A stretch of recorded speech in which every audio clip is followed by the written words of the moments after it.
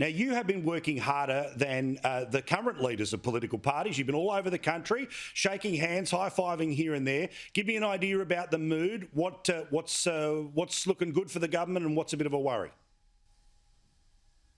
Well, there's no doubt that after you've been in power for almost a decade, some people get a bit tetchy, some people think it could be done better, it could be done this, that and the other. And that's there, I understand that. And I think to his enormous credit, the Prime Minister understands that. But what I find encouraging is that nobody is coming up to me and says, Albo's the answer. Nobody.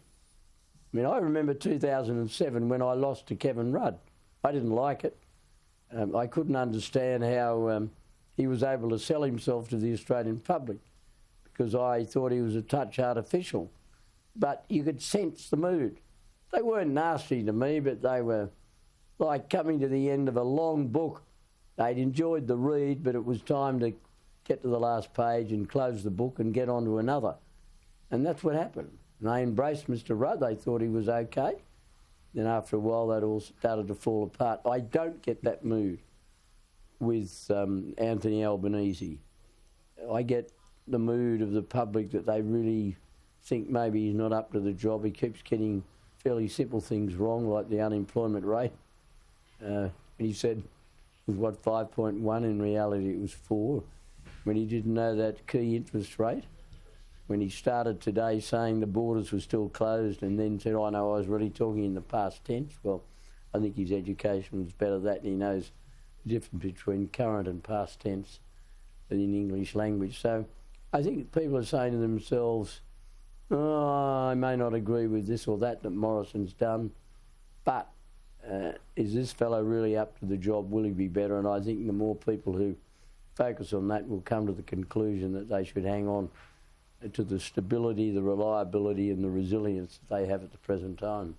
Now, I know that this is a bit of a Rorschach test and it's in the eye of the beholder, but I think that there's a fine line between confidence and arrogance, and I think that they've tipped into the arrogance with the week-long victory lap, with the declarations about who gets sworn in first, with a promise to fly off overseas as early as next week, leaving us with a Deputy Prime Minister, Richard Marles, who may well have to keep handing his speeches to the Chinese. But fair dinkum, they really do feel like they are up and over the line, and I think instinctively Australians don't like that. Well, they don't. The old don't get ahead of yourself. I think this election is going to be very close. And I think anybody who is talking as if it's going to be a clear-cut change of government on Saturday night is really displaying hubris and really behaving arrogantly.